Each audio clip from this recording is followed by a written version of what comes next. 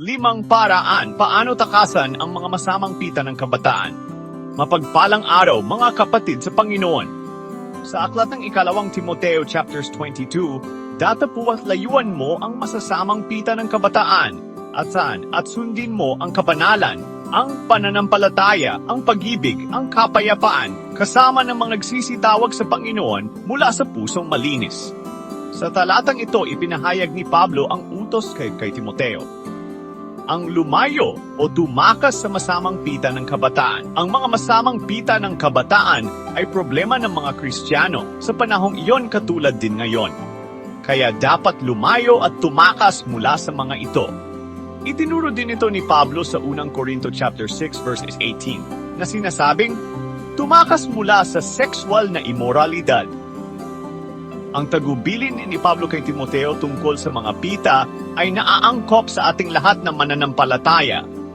Hindi lang para kay Timoteo, hindi lang para sa mga preachers, at hindi lang para sa mga matatanda, ngunit para sa buong iglesia, sa buong bayan ng Diyos.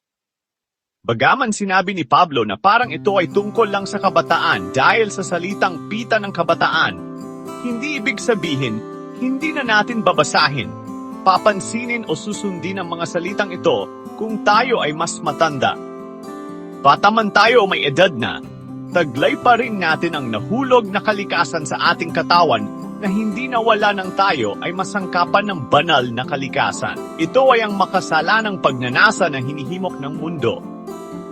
Ang kapanalig ni Satanas na ang mundo ay iisa lang ang layunin. Ang mailayo tayo sa Diyos at tayo wasakin at maibalik sa pagkaalipin sa ating mga pita.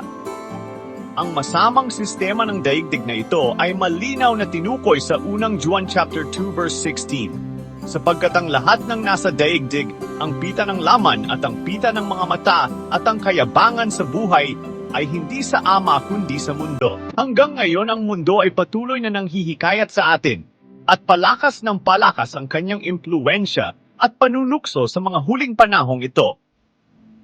Ang modernong teknolohiya ay kanyang instrumento upang akitin tayo at upang pagbigyan ang ating mga pita sa pamamagitan lang ng isang mabilis na pindot sa ating cellphone o isang click sa ating computer.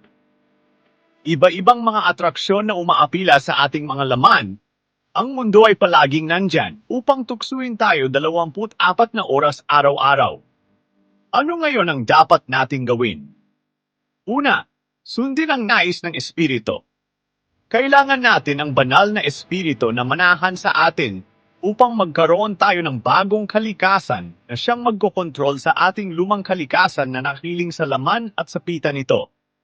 Kapag wala tayong Espiritu ng Diyos sa buhay natin, alipin tayo ng ating mga pagnanasa at nabubuhay sa laman. Kaya kung siya'y manahan sa atin, kailangan pa rin natin na siya ang paghariin sa ating buhay. Sinabi ni Pablo, magsilakad kayo ayon sa Espiritu at hindi ninyo magagawa ang mga pita ng laman. Galatia, chapter 5, verse 16. Ikalawa, dapat tayong tumakas. Ang pagtakas ay nangangahulugan ng pagtakbo papapalayo, pag-iwas o pagtalikod upang lumikas. Hindi ito nangangahulugan ng pakikipagtunggali o pakikipaglaban, kundi pagtakas. Hindi sinasabi ng Biblia na pigilan ng mga pita o pagtagumpayan ang mga pagnanasa sa pamamagitan ng isang malakas na pananampalataya. Hindi! Kundi ang ginamit ni Pablo ay ang pandiwa na tumakas. Ito ay isang tiyak at aktibong salita pagdating sa kung paano i-handle ang mga masamang pita. Sinasabi sa aklat ng Roma chapter 13 verse 14, kundi bagkus isakpat ninyo ang Panginoong Jesucristo at huwag ninyong paglaanan ang laman upang masunod ang mga kahalayan noon. Sa Efeso chapter 4 verse 27, huwag bigyan daan man ng diablo. At anyo pa lang daw ng masama ay layuan, iwasan at takasan na natin. 1 Thessalonica chapter 5 verse 22. Hindi pwedeng tayo ay maging passive lang o maging kampante tungkol sa mga pita ng laman. Marahil higit pa kaysa dati sa kasaysayan ng tao, kailangan nating tumakas, lumikas mula sa mga pagnanasa sapagkat ito ay magdudulot sa atin ng malaking pinsala sa ating espiritu, budi at disposisyon. Ikatlo, ay ang magkaroon ng labis na pagkapuot sa kasalanan, lalo na sa mga masasamang pita. Kung hindi mo siya kapupuotan, ay mamahalin mo siya. Kasuklaman mo ang masama. Roma chapter 12 verse 9. Magkaroon ng pag-ibig sa Diyos at sa gawain ng Diyos. Ika-4 ay ang pagtuturing. Sinabi ni Pablo na ituring natin ang ating mga sariling patay na sa kasalanan at buhay kay Kristo. Roma chapter 6 verse 11. Kapatid, ang patay na ay wala nang nararamdaman. Kaya ibilang natin ang ating mga sarili na patay na at wala ng appeal sa laman. Ito ay kasama ng naipako sa krus kasama ni Kristo, at ang buhay na ating ipinamumuhay ay ang buhay na ni Kristo. Ika-5 ay ang pagbabaling.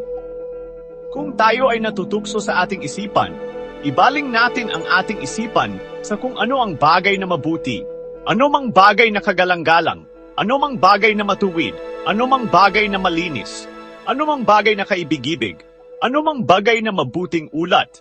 Kung may anumang kagalingan at kung may anumang kapurihan, ay isipin ninyo ang mga bagay na ito.